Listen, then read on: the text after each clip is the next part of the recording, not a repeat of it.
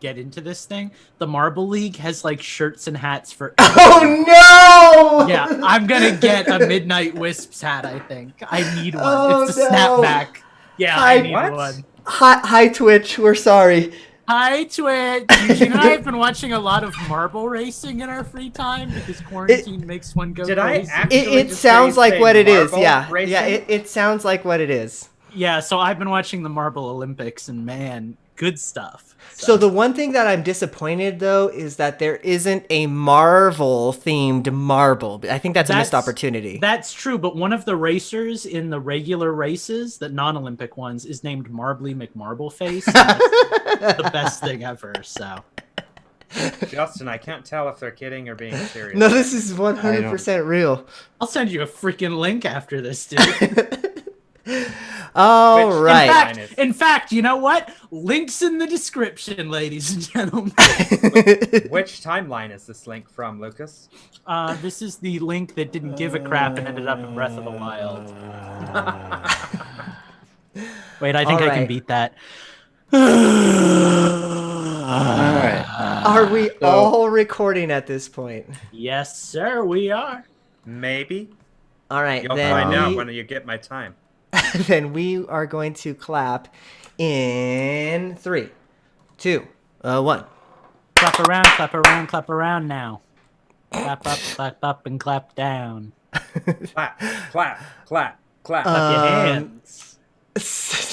MC Master Lucas, where you at? I'm at 11:45. Yeah, MC Master Lucas. I have to go first, or I forget. Steve was at 11:45. I think I was about 15:10-ish, but I wasn't actually looking when I clapped. Lucas, you didn't want to be on the show tonight, did you? And amazingly, the guy with apparently the best attention span, which is sad, had 2 minutes and 32 seconds. So. Thank you. Hello, Andy. We are glad to see you. Andy! Hey!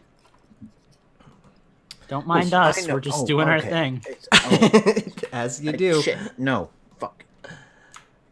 You said that's good enough. Eugene, you might want to get those Pikas ready. I sense that we're going to need them. There's been a disturbance in the force. Fuck me, right? No, damn it. Son of a bitch. Cool, then let me just get this ready, and then we can get rolling. So I think, Steve, you're going to be our intro guy tonight. Oh, boy. Mm-hmm. We'll go with this one. Steve, I'm trying to piece together from the piece of, like, in between your headphones where I can see the background, whether you're at home or in the office. I think you're in the office. Yeah, I've been trying to do the same thing, truth be told, and it's real hard. This is a tough game. Well, I'll give you a hint. I can do this. That's a pretty dead giveaway right there. He's in a swivelly chair, so he's at the office. I was actually still looking at the background. I didn't even pick up on the swivelly chair thing. Well, I'm not just moving my computer around. I'll tell you that right now. Okay, all right. So I'm going to but test. I can do this. Yes. Before we go too far, can you hear might as well me? test your stuff. We can hear you. Can you hear Mario music? No. Negative. No. Okay. So Worse than none. All right, let's try doing this. How about now? No. I do hear infected mushroom, though. That's because you're listening to it. Did I just see rotate 90 degrees? What are you doing, Steve? Wait. Yes! Oh, no. I wonder if I can rotate you 90 degrees. Now. Oh. No. No. Oh, my God. That's it. That's it. That's the one. Oh, that's nailed creepy it. as fuck. Freaking nailed it. Never change. If you can't get it, Justin, then I guess we can go to Plan B and toss it to Lucas for his deal. But yeah. Yeah. I'll keep futzing with it. If you randomly hear music during the show, then I apologize. I wonder if my recording's picking it up. Well, then I think we're ready to rock and roll then. So then let me just make a note of my Audacity and we'll get started here. I think I know what the problem is. Start. Shit, I'm stupid. I'm stupid. Well, Yep, there's the music. All right. We good. I know what I'm doing now. All right, well, why don't you turn off yours and I'll start mine, and then away we go, kids. Actually, let me level this out because I haven't tested it yet. So here's Toe Jam. How does Steve sound with Toe Jam? For $5 a month, we can give you something better than the Lost Woods. Toe Jam's We've a got little what we loud. call the Okay. hidden feed. That gets you our all-access pass to everything we do behind the scenes. Better. Oh, now I can hear Steve. Head over to patreon.com/Infendo Radio and pledge your $5 All right, today. so we'll go with that. That sounds about right then. Okay, kids, let's do it. I'm going to put a note and let's get started. For $5 a month, we can give you something better than the Lost Woods. We've got what we call the hidden feed. That gets you our all-access pass to everything we do behind the scenes and otherwise. Head over to patreon.com/Infendo Radio and pledge your $5 today. Collecting every coin so you don't have to. Infendo Radio is now on. Hello, everybody. It's time to jam out with some Infendo Radio. I've got the whole crew with me tonight. How are you doing, Upside Down, Steve? Oh, you know, I'm just hanging around. It's a good time. No, I should. No. We're starting the show over. Hello, everybody. Welcome to Infendo Radio. Actually, how are you doing tonight, Justin? You're looking like you've got a cool Nintendo shirt on tonight. I am. I'm wearing my my Nintendo New York store. I apologize. I cannot remember which one of our patrons picked it up for me, but you know who you are, and you are appreciated. Oh God, what's he gonna say about me? What's he gonna say about me? Well, always appreciated is my final co-host, Lucas. How the hell are you doing tonight? I feel like you kind of phoned mine in a little bit. I feel like you went like Wow. mile. Them's fighting words. You right went there. the extra mile for Steve and Justin, and you just kind of phoned mine in. But, I'm doing all right, I guess. I was doing better before this, but, we'll see where the night goes, I guess. Yeah, you win some, you lose some. There's always next week, though. We'll see. We'll get a better intro for you then. Speaking of better intros, we better thank all of the people who brought this show to you here tonight. So, Steve, why don't you do the thanking for us? So since I'm kind of upside down tonight, you would get that joke if you're watching us at twitch.tv/Infendo Radio. We're going to start from the bottom of the list and move to the top. Do it a little bit different. So we're going to start with our executive producers, EP Knothead, Dianosaurus, and Andrew Searson. And we also want to thank our producers, Minus64, Slacker Monkey, and Phantom. Thanks for continuing to support us, guys. We really appreciate it. All right. Well, thank you, Steven. We're going to take a little break here, and we're going to be right back on the other side with Change the System.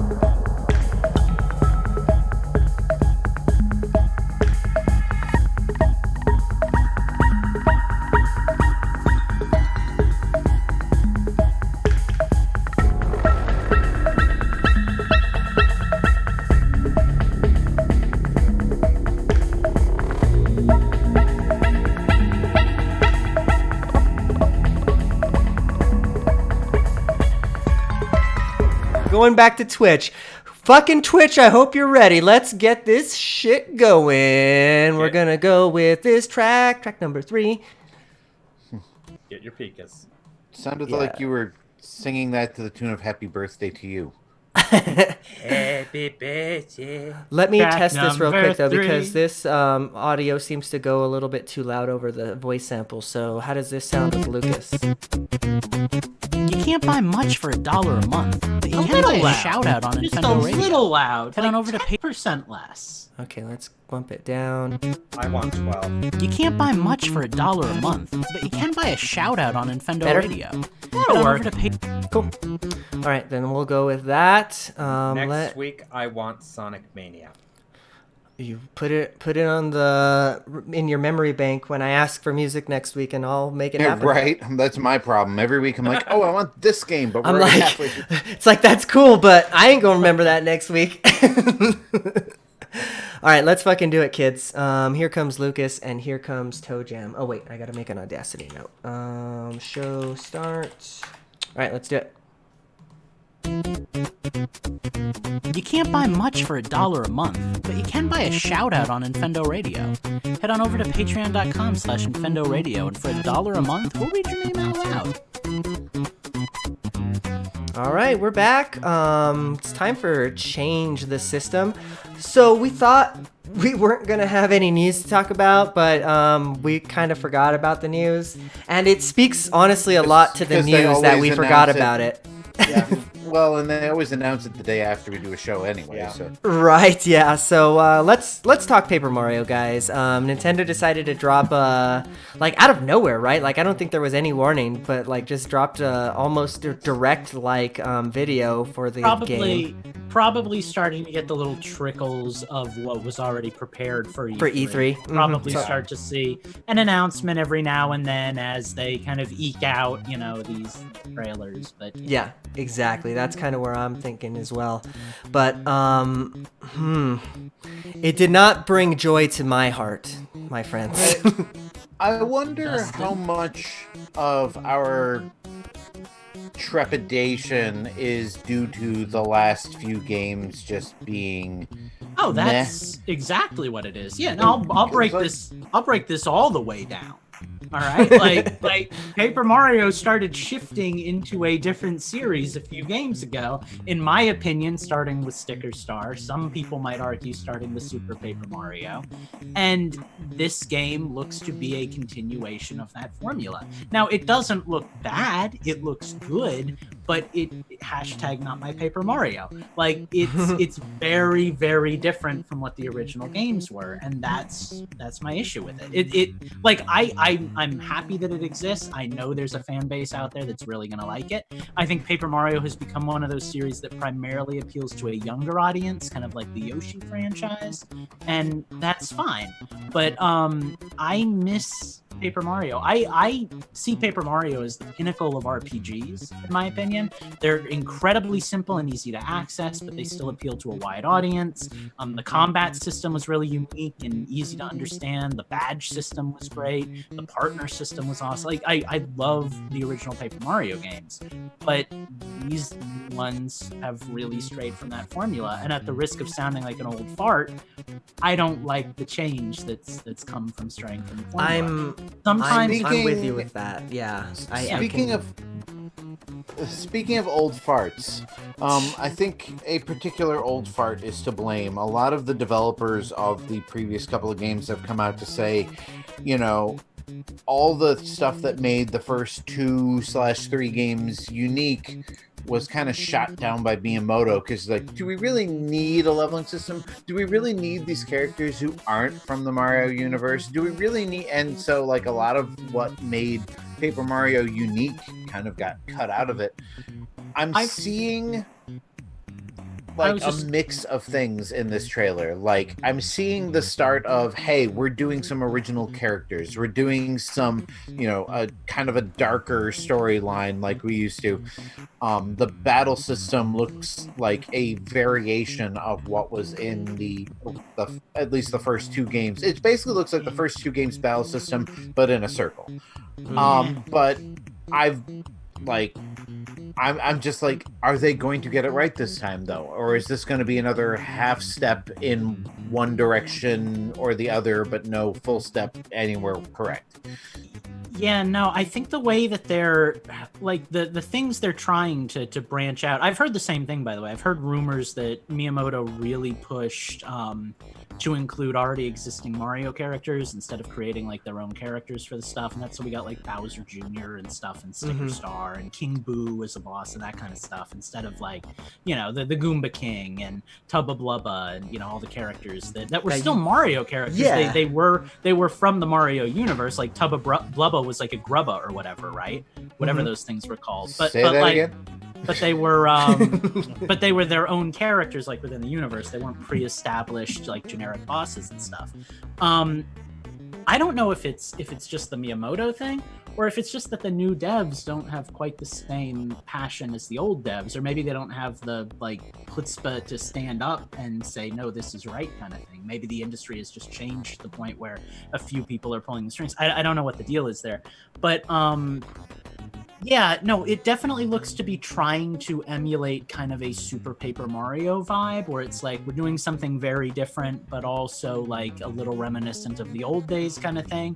But I don't see it going well personally. When you tie your franchise to a big stylistic choice, in my opinion, and this is purely my own, you know, thoughts, so feel free to debate me on this, but like Yoshi's Woolly World, for example, or Kirby's Epic Yarn, or this game, the origami style that they're doing with this game, when you tie your game to that style, like, okay, this game is going to be centered around origami and whatnot, you're limiting yourself, and you really create some issues with your game design. The original Paper Marios, yes, the characters were made out of paper, and they kind of played a little bit with the paper mechanic in the sequel, but the paper emphasis was a stylistic choice on top of a fully, you know, complete RPG game. Sure. The original Paper Mario, and to a large degree, Thousand Year Door, would have worked just as well if they had just used sprites, or they had just used Mario and they never established like the paper thing. Well, the paper jokes were so throwaway, and I think in these games like Sticker Star and the origami system that they're doing, the team up one where they did Mario and Luigi meets Paper Mario, it's such a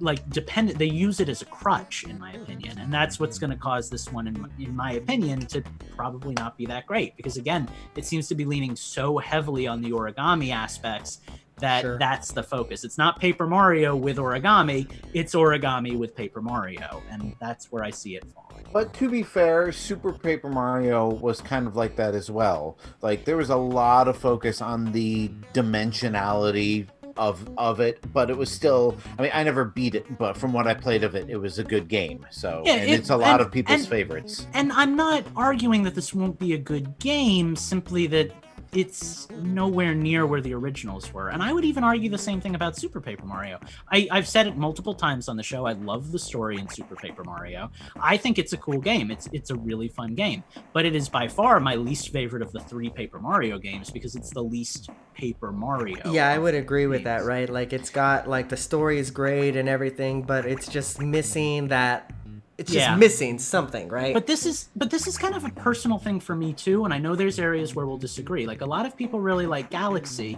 I wasn't as big of a fan of Galaxy because I felt like Galaxy kind of took over the Mario aspects of the game. You know, whereas in a game like Sunshine or Mario 64, yeah, you had like your own unique kind of things to it. It was still very much a 3D Mario game. But I feel like more and more lately, Nintendo has been hinging on, like, let's put the gimmick first and kind of the core DNA second. And I think the games work better when it's the opposite. Like, I think the reason that Sunshine really worked so well for me is because it had the FLUDD and it had those gimmicky mechanics, but at its core, it was still a 3D Mario platformer, you know? So, again, that's kind of my whole take on it. So, me, to kind of wrap this up, like, I'm excited to find out if this new Paper Mario is going to be what I want in Paper Mario. Sure. I am going to, especially since there's no, like, you know, double coins for pre-ordering bonus, I'm going to wait until the reviews are out and then decide if it's for me. but yeah, because Sticker Star, and what was it, Color Splash, I heard weren't that great. I never finished Super Paper Mario. I've been kind of lukewarm on the series for a while. I'm just gonna wait and see. This might be one that I just, pass on. Yeah. And we've talked in the past about all of our gaming backlogs, at least mine anyways, is so big that it's like I just I can't even justify buying this game when it comes out. It's like, man, I maybe if it's getting like really excellent reviews, but like I just see myself like putting 5-10 hours into it and just putting it down disappointed type of thing, Let's see what happens this summer with games. It may be the only thing we have to play, guys. That's true. See, and I'll kind of close out on saying that I think it could be a very good game. I'm not saying that it's going to be bad. Like, it could be great, but I know it's not what I'm looking for personally, just based on what I've seen from the trailer.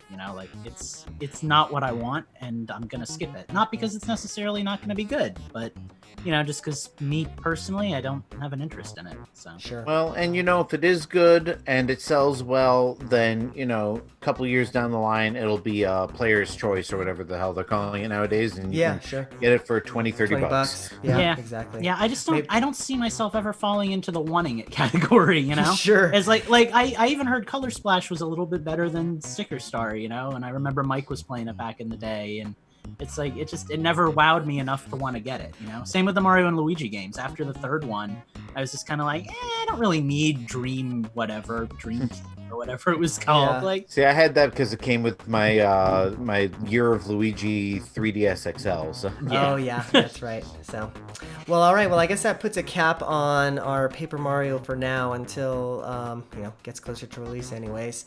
So yeah, I guess what have we been playing this last week? Before that, Eugene, another trailer Oh dropped. man, I know. Let's talk about Minecraft. Here we go. Minecraft. A game I completely forgot about, Minecraft Dungeons. They dropped a trailer for it yesterday, and it comes out on Tuesday. By this time next week, hopefully, I will have played Minecraft Dungeons, if I have time. I'm excited. They confirmed in the trailer there is online and local up to 4-player co-op. So Lucas, you and I will be able to play this together. for that, and you said it's only $20. It's so $20. That's the the cost easiest gonna be 40. possibility. The trailer does not say, so I don't know. Probably not then. Yeah, they would definitely. That feels put that like the front kind and of thing Microsoft would want to advertise. Yeah. That also feels like the kind of thing they could patch in, much like they did to Minecraft proper. Oh yeah. So, and the biggest reason I wanted to bring this up is I don't have anything I've been playing this week. Minecraft. Well, fair. Well, then I guess that means we ought to talk about the games we have been playing. I know some of us have been playing Animal Crossing, some of us not. I'm just going to start because my games are old. I've been literally only playing Breath of the Wild. I spent like all day, all weekend actually, rather, in the Ganon's Castle, just like collecting Koroks and getting new weapons and just like, practicing parrying the lasers, that type of things. And literally doing nothing, but I was having the best time. Every time you talk about the Koroks thing, I get so proud because it's like, now I'm like a year and a half out from having beaten him at the Korok. No, but see, I'm gonna beat you because not only am I gonna get all the Koroks, but I'm gonna get all the Koroks in Master Mode and all the shrines in Master Mode. That's Booyah. impressive. Although I also did it in Master Mode. But I didn't know you didn't do it. Damn it! No, give me a win. No, give me a win. You can win. Because at about the I want to say, how many Koroks are there? 900. 900. Yes. I think at about 750, I started using an online guide because I just. I've been using an online guide from Go, so Well, then there it goes. Eugene, I think I know one thing, Eugene, you can do that Lucas might not have done. Lucas, correct me if I'm wrong. The DLC. Do that in Master Mode. I did the second DLC, but I cannot beat that Trial of the Sword. Oh God, I can't. Yeah, I could have barely beat that in regular mode. Yeah, homie, you get to like level 11 of the second trial, and there's like these aquatic Lizalfos, and you don't have any weaponry, and they keep hiding in the water and healing because they heal in Master Mode. right. Yeah, no, I couldn't do that in normal mode. So I got to the third one. Ready, and fuck that shit. I'm having a really good time though. Just like honestly doing nothing. I think because there'll be like some nights that I'll have played for like an hour and a half. Then you've chosen the right game. Watching like TV, and I'm just kind of exploring and just fighting things. But then I look at like like my counter. It's like, well, I got like a shrine and a Korok, so I guess that's progress. Well done. If Breath of the Wild had a character creator, I feel like I would have gotten so much more time out of it. And this is coming from someone who put 400 hours into it. But like if you could make a Zora or a Goron or a Deku or a Hylian, I'd be making like so many characters and swimming around and rolling on mountains. Like, give me that. Come on. Like, it's the first Zelda game emulator, but that's about it. Yeah. It's the first Zelda game where I feel like you really didn't need to be playing as Link. Like, that's the only Zelda game where I would have been okay with a character creator. Give me that. Yeah, I would. You know what? That would be cool. Like, just let your Link be whatever Link is. Like, who says Link has to be a white, blonde-haired dude? Yeah, maybe Link could be a white, brown-haired dude. But he has to be white, though. Let's progressive. I want to say why can't he be a brown, white-haired dude? But I feel like that's going to be offensive. Isn't that kind of like what the about a Fused blue, Deity white-haired is? dude? Yeah, I mean, kind of. Except guys, we're treading into gray, dangerous ground here. Maybe we want to stop before we go any deeper. Yeah, let's. Anyways, that's Breath of the Wild again, just chasing dragons and doing nothing, but still having a great time.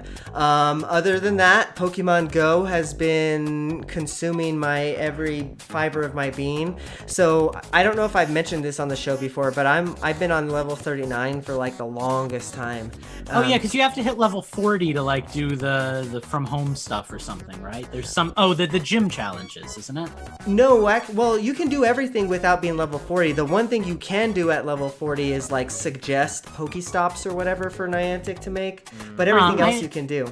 I need to get to level 40 because I want the maybe baseball field maybe I'm across the wrong. street Maybe from there me. is something. It might not be level 40. It might be like level 36 or something. But I heard there was some feature like raid battles from home or something that you couldn't participate in until you were a high enough level. And I'm only level like 32, so I was like, oh, okay.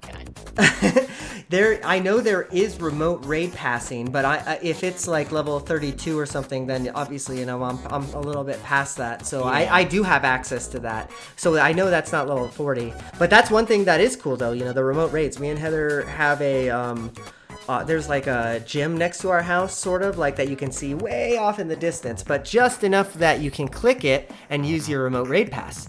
And I've thought about doing that with mine too. Yeah, and so we just for the kick of it, there was like a 5-star, and we're like, well, there's no way we're gonna be able to beat it, but like we're bored. It's Saturday. Let's just try and join in and try and beat it by ourselves. 12 people joined us. It was crazy. So like we joined in, and then all of a sudden this other person that was in a red, whatever the Instinct. I think Instinct is red, but Instinct is yellow. Your Valor. Valor, okay. Another Valor joined us, so we were like, cool, we can maybe beat this because we're all red. And then like popcorn, like just all kinds of people just started popping in. Boop, boop, boop, boop, boop, boop, boop. And yeah, we kicked the crap out of that raid. Popcorn it was so is fun. yellow, Eugene. So you have a lot of yellow people joining. Shut up, Steve. Steve, but we yeah, already talked to you about this language. Pokemon Go is... honestly, it's fantastic. I think I made a joke last year and the year before that Pokemon Go is my game of the year. But guys, 2020 might be Pokemon Go game of the year for Eugene again. Like, seriously. Which is ironic given the fact that you can't Pokemon Go anywhere right now. Hey-o! Yeah, no doubt. That's all I got though. So who wants to talk about some of the games that they've been playing that aren't like 9 years old? Well, I'll let I Justin may or may Pokemon not. Go next. So. I may or may not be currently playing pretty much the only game I've been playing all week, so I'm just gonna let y'all take this and run with it. Fair. Well, then, I guess that means, Lucas, what the heck have you been playing? I know that one of them is Warriors related. Oh, one of them is Someone Warriors. say Hyrule Warriors? Yeah. But first, let me digress for a second and talk a little bit about Animal Crossing, because I'm having a weird flip on that game, and I wanted to kind of therapy it out with you guys here. So I was really invested when it first came out, right? Mm-hmm. I really, really enjoyed it. But I'm kind of finding that all of the gamification elements that they added to it, the cell phone game gimmicks where it's hey, do your stuff every day and earn bells and stuff, or Nook Miles. That kind of seems to have phased out a lot of the classic Animal Crossing vibes that I got from New Leaf and some of the older games that I dabbled in. I use this as the example. I'm sure everybody's heard it by now, and I think I even said it pre-show. But one of the things I really liked in New Leaf was that the villagers felt like they had personality, you would talk to them and sometimes they'd be like, hey, you want to come visit my house? Anytime after 6:30 is fine. And then you'd set up a time in the real world to go visit them. So I'd be like, okay, I get out of work at 10. I'll come visit you at, 10:30 or something like that. And then I'd have it on my phone. Gotta remember to go visit Reese at, whatever time, that kind of stuff. It was really fun and investing. And, that's all kind of missing from this game. I haven't had one villager invite me to anything. Hide and seek is something you used to be able to play with them. I've done 2 rounds. They used to ask to come to your house. Yeah. I've never had a villager visit me. I've done 2 rounds of hide and seek. I know a lot of people are complaining about the missing buildings, Club LOL and stuff like that. I think all that stuff is kind of going to be coming, but I don't really like how it's all being kind of drip fed to us. It feels very Splatoon, but whereas a game like Splatoon kind of held you over with its content, I feel like Animal Crossing has kind of plateaued for me at the 2-month mark, which is bizarre. So I'm actually thinking about going into switching gears a little bit, kind of like our musical choices, going to Mega Man. I'm thinking of going back to New Leaf and giving that a playthrough. There's some stuff that I'm really nervous about. Graphically, it's really bad, and you don't realize that until you stop and you look at how beautiful New Horizons is. Oh my God. I went back to New Leaf when I first got New Horizons to try and get some patterns that I had created, and realized just how low resolution those patterns were compared to these. Oh, yeah. Yeah. Although one of the things I actually liked about the patterns was that they stayed true to the pixelation back then, whereas now they kind of form into a shape, which is cool in its own way. But and I don't have a lot of stuff against New Leaf or New Horizons. It's been a really fun game, and I'm sure I'll play it for a while longer. But I'm probably going to kind of be dabbling in both Animal Crossing games, and I'll probably end up settling in one or the other at some point, because managing 2 is just going to be too much work, I think. But there's a lot of stuff I'm going to miss. I'm going to miss not being able to choose how my character looks. I'm going to be able to, without using a guide and resetting 80 times to get the exact town I want. That's going to be frustrating, which is why I haven't dived in yet. I almost started, and then I was like, oh, I have to remember which questions to answer and which order to, I'm going to miss not having a big open world to explore. I really like how giant the world is in New Horizons and stuff, but I can always go back to it. I'll always have my beach city. I think New Leaf was maybe a little bit more of a day-to-day kind of game. So I'm going to see if my memory is clouded with 7 years of nostalgia, or if that's accurate, I guess. And I'll report for what back it's here in a worth. few months. I didn't know that I was with you on this argument until you made it. But yeah, actually, I'm kind of the same way. That's part of the reason why I've dropped out a little bit of Animal Crossing, because I feel like part of. Oh, sorry. Go ahead. No, I was agreeing with you. Please continue. I was just going to say part of the reason why I loved Animal Crossing was that exact aspect, right? They almost gave you... Yeah, they almost gave you a purpose, or gave you tasks type of thing, without calling them tasks. Now, the tasks are front and center in in your app or whatever, so it maybe it just feels like work almost. I don't know. Maybe it's just a psychological aspect or something. It feels more mechanical, and it feels more like a video game and less like an experience, if that makes sense. I think that's kind of how I'm experiencing this. And I feel bad, because I feel like it's constantly my job, either on the show or just in life, to point out glaring flaws with games that people love and make them not love the game anymore, I've been doing this with Breath of the Wild for 2 years. I'm doing it with Animal Crossing. I know a Paper Mario. It's like I feel swear like to God, if you ruin dungeons for me, I'll kill you. I feel like I've become I swear like to God, Lucas, if you're in dungeons for him, I'll pay you. I feel like I've become like the Cinema Sins or like, you know, the movie channel. Like, I hate everything of this group that like just goes out and tells you why everything you like is hot garbage. But like, you know, obviously you're entitled to like what you like. You know, that's the whole point. I'm starting to notice that I think the world of video games that I want doesn't really line up with like the world of video games that's coming out right now. And to a degree, that actually kind of gives me some inspiration, because it means that maybe I can kind of do my own thing and, you know, do what I want. But who knows? There you go. That's a conversation for another day. Sure. Anyway, that was a lot. I've also been playing One Piece Pirate Warriors 4. Warriors. It's real good, guys. I almost bought that game, Lucas. I think it's my favorite. I was Warriors close. game. And what's really cool is, you know, the One Piece anime, whatever, manga, whatever you want to call it, has been around for like 20 years. And it's supposed to go on for like another 10 or 15. Like, it's a long series, thousands of episodes. So there's a lot of plot to cover, and no one game is going to be able to do it. But what's really cool about this game is it covers kind of all of the major arcs that 3 didn't cover. So if you have 3 and you have 4 and you kind of play them, like, you know, you jump into 3, then back to 4, then back to 3, then back to 4, you can kind of get a complete, like, you know, storyline for this series, which is really cool for me because I never dove that deep into it. I watched like the first 60 episodes and I was like, I'll wiki the rest. Like, I don't have 3,000 hours to spend watching this show, and I'm not being hyperbolic. But it's real good. Like, the animated cutscenes just look like 3D versions like of the show. Like, everything's really beautiful. Everything's just as like heartfelt and moving and emotional as the show is, which I really appreciate because I think that's the show's strong point. The gameplay is top notch. For the first time in a Warriors game, I don't think I've encountered a character that I don't enjoy playing as. Even the characters that I didn't enjoy playing as in the last game, I think handle fantastically in this game. Like, I just unlocked Buggy the Clown, whose whole thing is that he can, like, detach parts of his body. And, like, I can literally have my arms swinging swords on one side of the map and run over to the other side and start kicking people. Like, it's just, it's fun. So this is going to be my Warriors game for a while.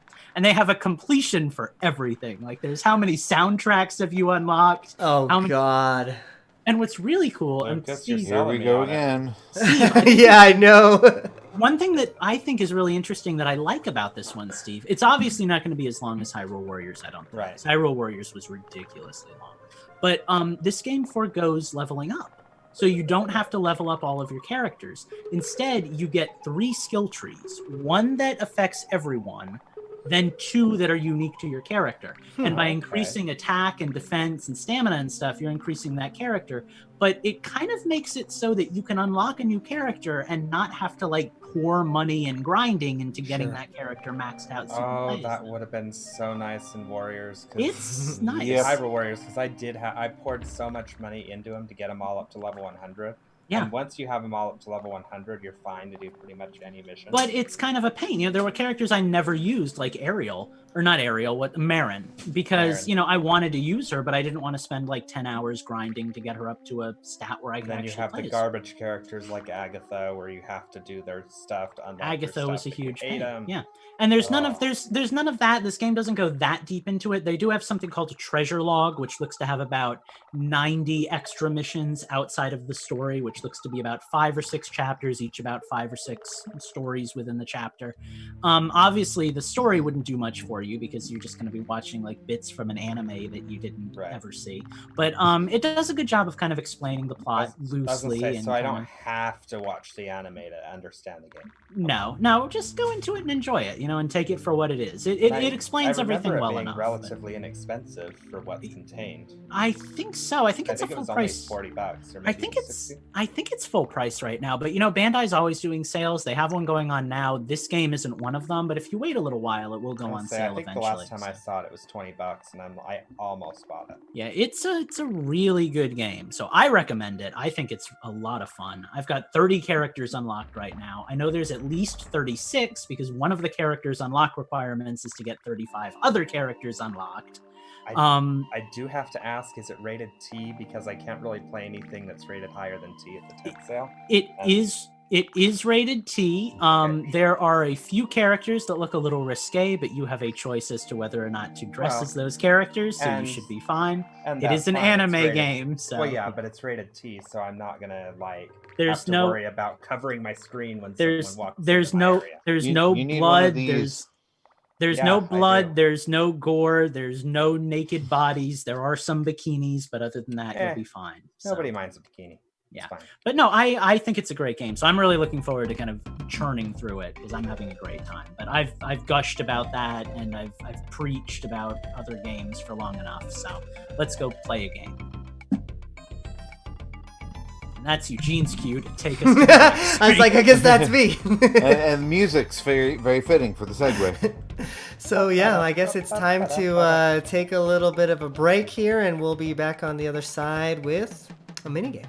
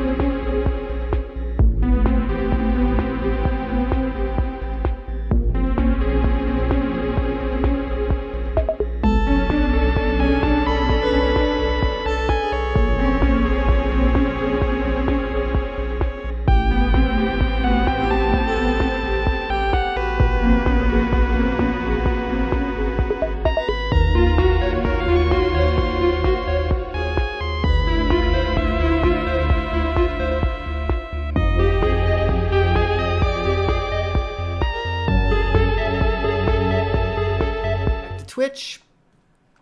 Hello, Twitch. We're happy to be back. It's time for some Nintendoons. Justin's going to be hosting tonight, so I hope that he is ready. Yeah, he is. He's just trying to shake 2 more apple trees. I thought you were going to be like, I'm not. And I was like, 10 seconds ago, you said you were.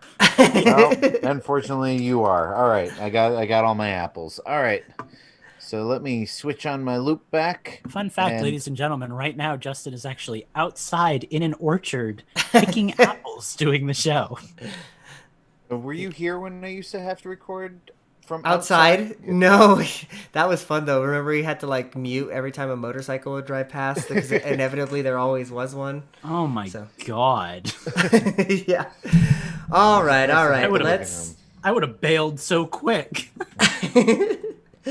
We are gonna be back. All right, I've got my note. Justin, I hope you're ready. I'm gonna toss it over to you shortly after the music is over. All right. Yep, I'm ready to go. I apologize if there's an echo. That's okay. I guess this time it's gonna be Eugene. I don't want to hear my voice, but fuck it. That Eugene guy, jeez. Here we fucking go. I talked him into using his own voice a few weeks ago. Oh wait, that's too quiet. Hold on. Actually, that sounded He said pretty good. fuck. Oh, it was good? I would like to point that out. Well, I guess while we're doing it, Says it let's all the test this time. with my voice. If That's way too loud. Okay, well then, every Hello. time you give us $5 a month, you gain access Hey, to Eugene. every single That's much episode, better. Pika's and Eugene, if you could stop otherwise. talking over Eugene, that would be lovely. God damn it, Steven.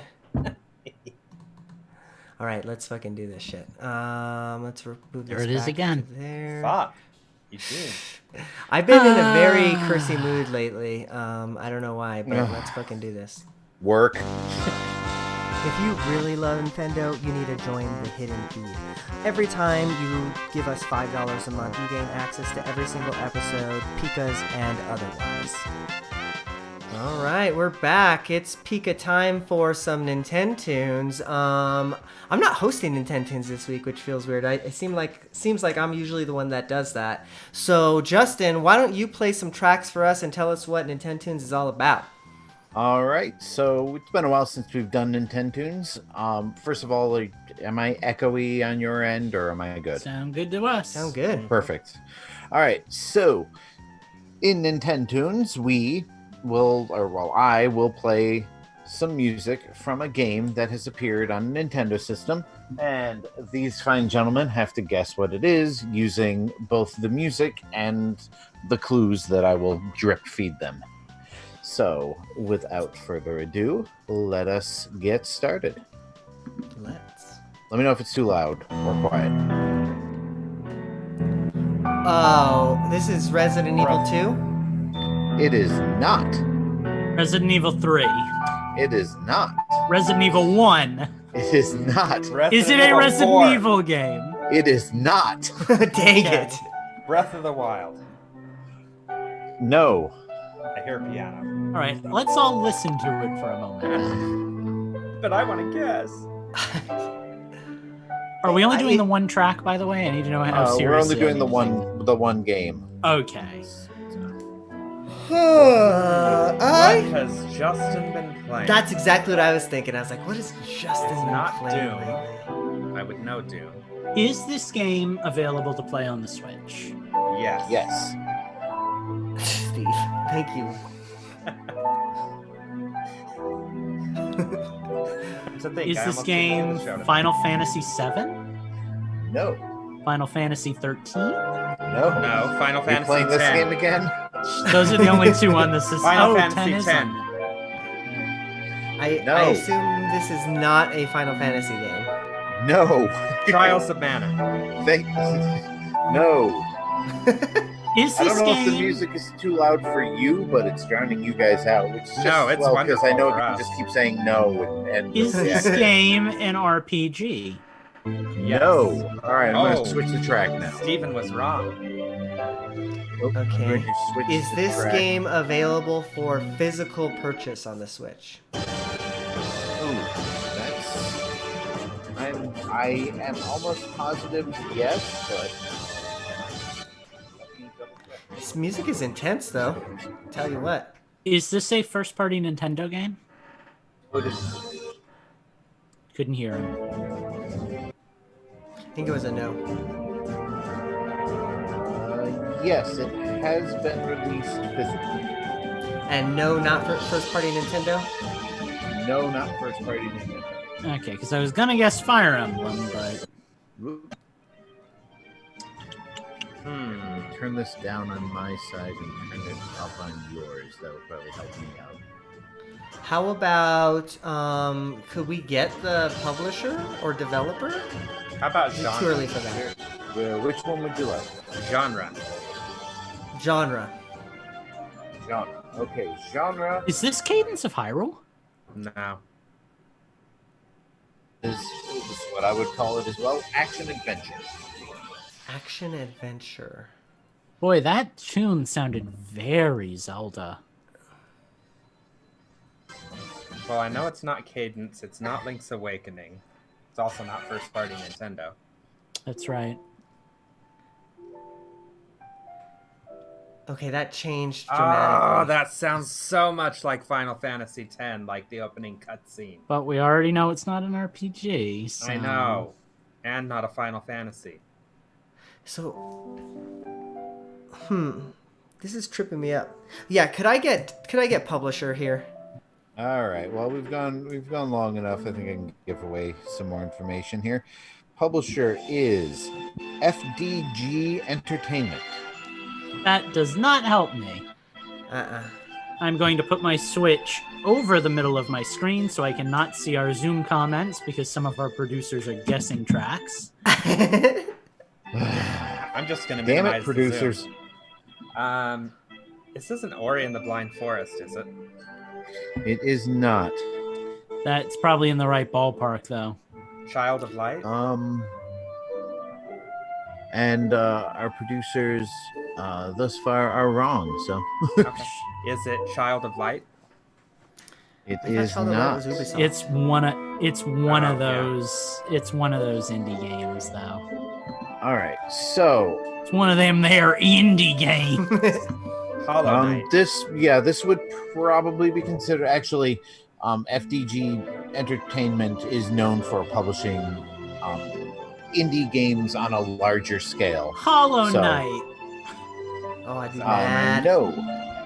Okay, thank you, Lewis. This game is I was not, guessing for me. I was gonna This Oh, game steal is it. no, not I had Switch guessed that right exclusive. before you. No, I know. I heard you, Oh, but is I this was gonna Blossom steal Tail? it. This is not Blossom Tail. I don't. I feel like I don't know enough indies to get this. What's that other one? Oceanhorn. Yeah, that one. Is it Oceanhorn? It is Oceanhorn. Oh, come on! Don't give him any Monsters fireworks. Uncharted Seas. The Free other my Legend fucking of Zelda fireworks. game. Bring your own fireworks, Steve. It was the Zelda influence that. That's Well- why it well, sounded that- like Zelda. That second track that you played had like riffs directly lifted from Zelda music. There was like This whole game is pretty much directly. Yeah, there was really, like though. there's like this whole part that was like da da da da da da da da da da da. That's why I guessed Breath of the Wild at first. And I I was like, oh man, this I needs to heard be cadence. piano. It sounded Zelda-y, and I'm like, that's Breath of the Wild, but it's not. I have this game. I have played this game. I have not played a crap ton of this game, but one of my friends on Twitter was playing it, and it reminded me of it. And since the game I wanted to use wasn't available, I ran with Oceanhorn. But it is a good game. Like if you can catch it on sale, pick it up because it hits all the right classic 2D Zelda notes. The only weird thing about it is it's isometric instead of like straight top down, so you get some weird like angles on it. But yeah, good game. Awesome. Well, all right. Well, thank you, Justin, for our Nintendo's break. We're going to dive right into the question block. I actually have the question open, so I'm just going to go ahead and read Slacker Monkey's question. Sure. So I'm finally prepared. Oh, and I'm even getting a break. Wow, we're just. I got to do producers. I'm good. So Slacker everybody Monkey seems asks, to have a real problem with you doing this, Eugene. Yeah, Eugene. Yeah, Jeez. damn. I'll just take a freaking siesta and I'll be out of here. No, Slacker Monkey asks, how do you feel about video games that have a heavy emphasis on cinematics and cutscenes, such as modern Square Enix games and Metal Gear series types? Does it enhance the game for you? Do you hate it? Does it not affect your enjoyment in the slightest? And then Colt chimes in, $10. Justin mentions Red Dead 2. Well, now he can't have his $10 because now Justin either is going to say it so Colt can have his $10, or he's not going to say it so he can't. I mean, you can't talk about a game that's heavy on cinematics without mentioning Red Dead or Grand Theft Auto. Oh, you absolutely can you know. if the conversation is about Metal Gear Solid, because that's the grandpappy of cinematic. Oh God, games. that is like that is like an entire 80% cutscene. Here's an entire season of a television show with about an hour's worth of gameplay mixed in. Yeah, so my Radio first introduction drama. to About half of Metal it's a Gear, radio drama. Aside from the NES game, my first introduction to that game was Metal Gear Solid 4 on the PS3, and I had to sit for like seriously. I think in the beginning of the game, it's like in the beginning of the very front of the game, it's like, am I gonna get to like play anything here? No, I'm just gonna be watching a movie this whole time, I guess. Like, no, like, get out of here. Yeah, Hideo Kojima's a little nuts. Like what gets me about the Metal Gear games is the gameplay aspect of those games is always like perfect, and they're fun and they're engaging, and there's always like original ideas and everything. But you don't get to play the game very much. You just sit there and watch, like, or listen to it. Was, you know, if it's a codec conversation, like 90% of the game, it's like, and I said this about Red Dead and other Rockstar games, but like they really just need to produce a television series or something if they want to get this much cinematic storytelling out. Yeah, so I'm very mixed on this one, because there are games like Red Dead where I think it is totally acceptable to be cinematic.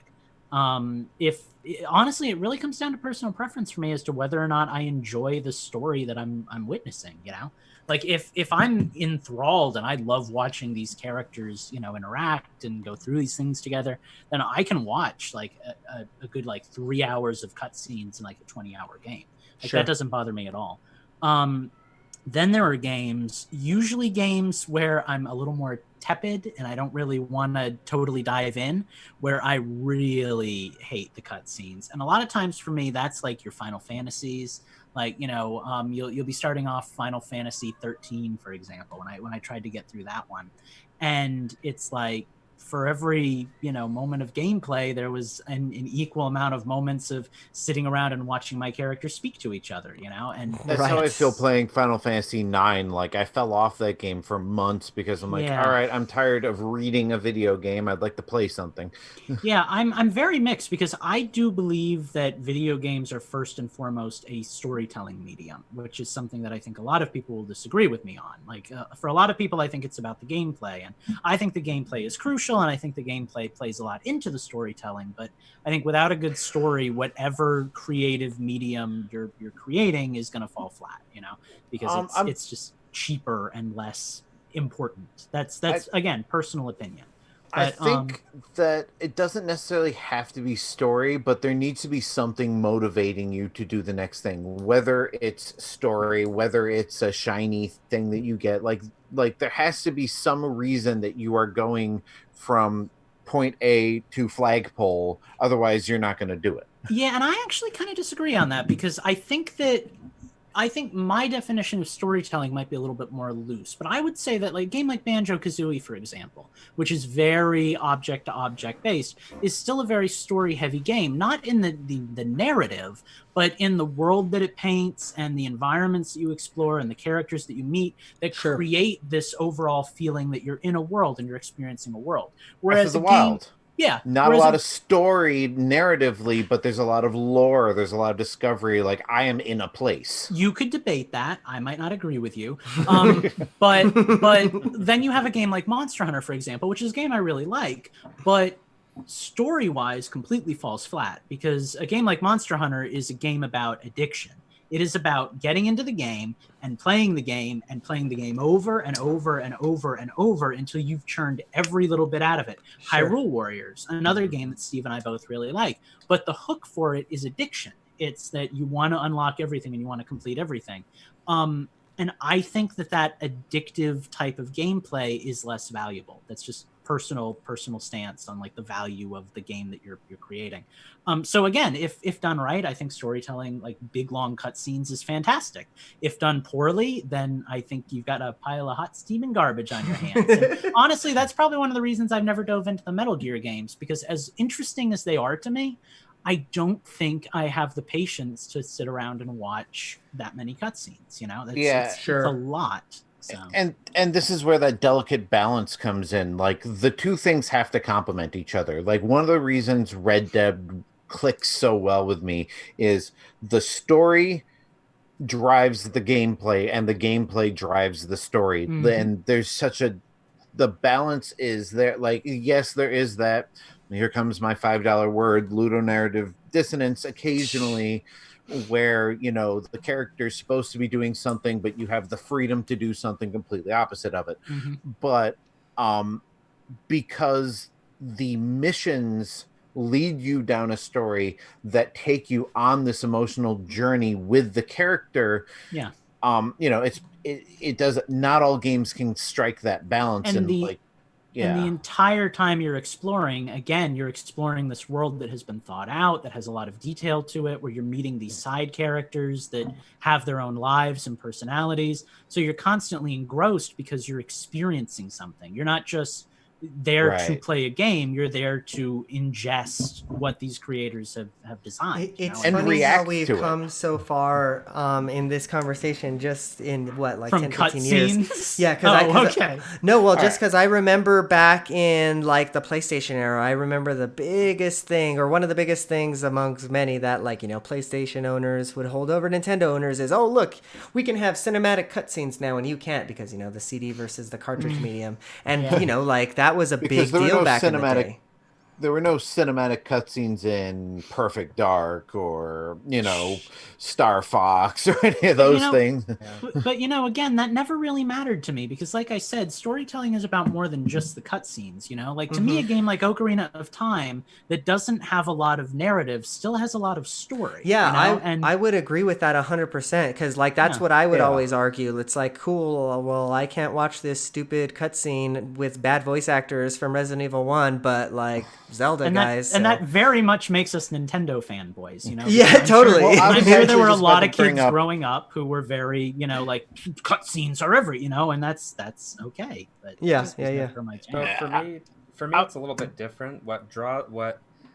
For me, it depends on what is the game advertising. You're not necessarily going to a Final Fantasy game for an amazing RPG, even though a lot of them are. You're Yeah. really going to, okay, what story are they going to tell me this time? So Yeah. you generally expect those to be very cutscene heavy, very story oriented. It is a You're gonna novel. learn the lore. And there's Um, Pac-Man. Well, and on the flip side, then you've got new Super Mario Brothers or even Mario Maker for that matter. You're not Mhm. going there to experience a story. You're going there to play levels with your friends or build levels. If there's going to be a story, give me a 30-second cutscene of Bowser stealing Peach again, and let's get on with it. We don't need anything more. Preferably make it skippable because I will no doubt be Right. playing this game over and over with my Yeah. friends in college, and I will Right. hate watching that cutscene every Mhm. 5 minutes. So it depends on the game, Oh. and even like Minecraft Dungeons, because I do have to talk Minecraft for a second because I haven't done that yet ever in a long time. I'm not going to that game for story. I'm going Yeah. to be playing that game online or Right. hopefully with my wife sitting in front of the TV. We're not going to be interested in the wizard who stole the diamond brick. I Yeah. really don't care. I'm just going to be there to explore dungeons and kill Stole some the stuff. diamond brick. What do you want to bet that's the plot? Yeah. I watched the opening cutscene. They put it out as the trailer. God. It is something ridiculously stupid like that. One game that I was actually going to bring up earlier, coincidentally, when Lucas, talked about us being Nintendo fanboys, is Uncharted, which is a game that probably none of us, quote unquote, grew up with, but Mhm. is a really good example of how cinematics and good gameplay can complement. Because the Uncharted games, it's the first two, the one that I played, were basically like, let's take Indiana Jones and put him in modern time. And Mhm. it worked. Like they were well acted, they were well animated, and then you get to these parts of the game where it's a cutscene, but you're interacting with it, but it's not like interactive movie like Night Trap style, or quick time events, but like the line is being blurred, and Mass I think Effect. That whole series Yeah. kind of did the same thing. yeah, like the line is being blurred in overall increasing success. Like there's always the failures, the games that just lean too heavily on one thing or the other. Mhm. I remember years ago, oh god, it's probably about 10 years ago or more, I actually wrote on my blog about how Metal Gear Solid ruined video games, and not in that Metal Gear Solid was a bad game, but in that its reliance on cinematic cutscenes started this trend, especially in the early 2000s, of video games being basically interactive movies where the movies themselves were not interactive, and how it like was starting to take over to the Mhm. point where like they were two separate things. Like you had a video game and you had a movie, and somebody just kind of slammed them together. And I think that's how we got QuickTime events. Yeah, you got quick time events, or you got video games where the story had absolutely nothing to do with the game you were playing. But now I think they're doing a much better job of, like I said, blurring the lines between the two things so that the story does not detract from the interactivity of Mhm. it. So I guess to put an end cap on this one, at least for me, there's nothing like I could really care less about cinematics or not, but there's nothing that's gonna take me out of it.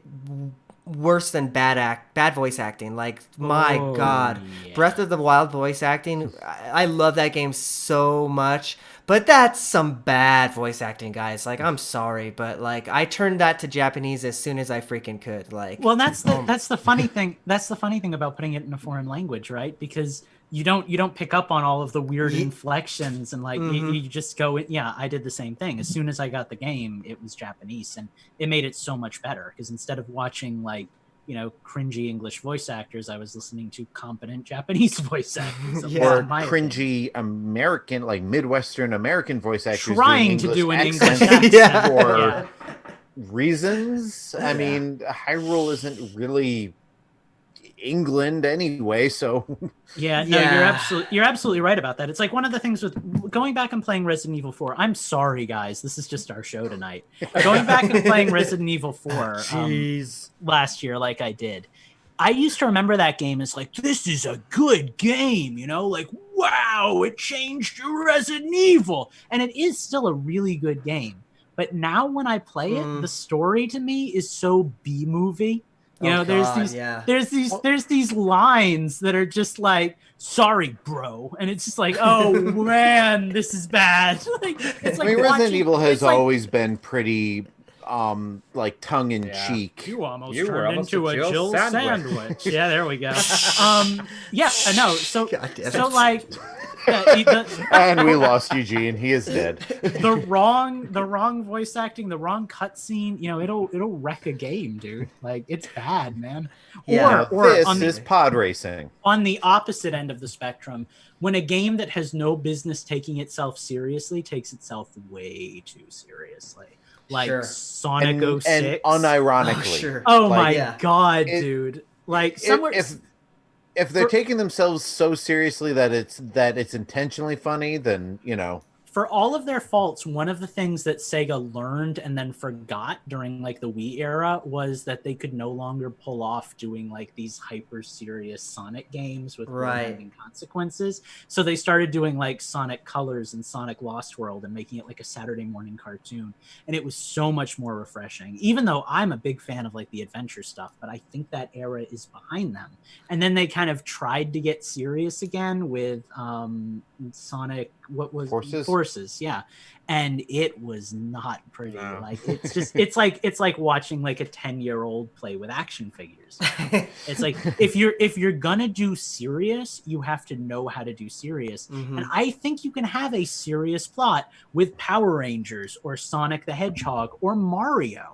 But you have to be able to do it. You can't just say it's serious because I say it is, and his name's going to be Infinite because he's infinite. Right. Like, which is where the Lego games succeed, because even when they're doing a serious franchise, Star Wars. Yeah, they throw the comedy in there because there's no way you can take these little minifigures, Sure. Marvel, or rubbery right? animation seriously. I mean, that was an area where I think generally people would say Marvel triumphed over DC, whereas DC stuck to that really gritty Batman formula that worked well for that Batman movie. Marvel went in the opposite direction and made it very tongue-in-cheek, to the point where sometimes it feels like nothing has stakes, because even when you're fighting Thanos, they're calling him like Grimace, and it's like, okay, I guess I'm just supposed to laugh. But I think generally audiences responded better to that than like the, Aquaman's a tough guy and he smokes and he drinks beers and like, so yeah. I like both takes, but that's getting way off topic. Sure. Yeah, I think that we answered your question, Slacker Monkey, maybe. So you're welcome. Sure. in our own Infendo sort of way. Yeah, exactly. So, all right. Well, that is a nice end cap for the episode, I would say. So thank you, everybody who listened to us here live here tonight. Thank you for everybody who downloaded the episode and listened to us on your various podcast catcher. We love you as well. We are going to get out of here right now, though. So why don't we tell the people where they can find us? Steve, where can the people find you when you're not on the show? Discord, all the time. It's the only place I exist anymore. Fair enough. Go to the infendo.com community page, join the Infendo Discord, join my Discord. Catch me on Twitter at Gentis1. Catch me recording Hyper Voice with Lucas immediately following the recording of this episode. Yeah, Hypervoice Podcast. Wait, Spreaker.com/Hypervoice Podcast and at Hypervoice PKMN. Dang. You I got the that plugs. down. Yeah. Justin, where can the people find you and your cat? So you can find me underneath my cat right about now. You can find me on Twitter at InfendoJustin. You can go to utilidork.com, and someday I'll finish that blog that I've been working on. Yeah, that's about all there is to it. All right. Lucas, where can the people find you and your mighty fine-looking hat, I must say? Why, thank you, my friend. I broke it back out. It's been so long. You can find me on my YouTube channel, which is Lucas Peace. I think the URL for that is literally youtube.com/c/Lucas Peace. So go check that out. I've actually been kind of wanting to post kind of like, I feel like I was really articulate tonight, and I actually said what I wanted to say, which is something I don't always do on the show. And I've kind of been wanting to do some of that in like video form, so maybe we'll give that a try. I don't know. It's harder doing it by yourself than it is with a group of people. I'm also working on my game. I'm not really streaming it anymore because I'm trying to just push through and finish it. I made a lot of progress on that last week. I'd like to have it pretty much done, at least in terms of designing it in the next few months. So I'm really going to kind of be hunkering down and working on that most nights, I think. But if I do ever post updates there, you can find that at chromatichue.com. A little outdated. I've actually decided to kind of cut some characters to trim some fat and make the game easier to work on and focus on. So not everything on there is going to be necessarily relative anymore, but still probably go check that out because that would help me. And that's really about it. I have a Twitter. I usually don't post anything important there. I'm also on Discord. I usually don't even jump in there and check it. So yeah. Except for the stock market, you check that semi-regularly. I did, but again, now that I'm starting to look into New Leaf, I'm not really that invested in the stock market anymore. So who knows where the winds will take this child? But Oh, well, you can find this child on Infendo.com, kind of like Steve. That's probably going to be your main hub to find everything that Eugene is doing. If you go there, make sure that you follow all of us, join our Twitters, go and join our Discords, all that fun stuff. And if you're really feeling up to it, go in and donate to our Patreon. We forgot to mention this at the top of the show, but we're actually going to be donating our entire Patreon donation for the month over to some COVID-19 research. So if you're interested in doing that, either go donate some money yourself, because I feel like that's important, or contribute to our Patreon. And that's it, everybody. So I think it's time to get out of here. Make sure you get out there and vote in your primaries safely, of course, hopefully with a mail-in ballot if you still have time to do that. But local elections are coming up, and of course the national elections are coming soon, so make sure you guys are geared up for that. Get out and vote! My headset died. stay inside. Why? Because we like you. Why? And we don't want you to die. M-O-U-S-E. I'm glad I didn't have to sing because I had nothing. Yeah, my headset dies, and I'm like, fuck. I have a I good saw rhyme. you I take have off a your good- headset. I have a good rhyme for you, but I don't want to do it while we're live on Twitch. Oh Okay. God. Jeez. Yeah, I'm glad that I had On that already note. chosen you as a speaker, Steve, before your Yep. speakers gave out. Yeah, All right, we are going to end this stream because I'm very curious to see what racist and or politically incorrect comments Lucas has in store for Minecraft us. So, Dungeons by goodbye. next week. Spike in the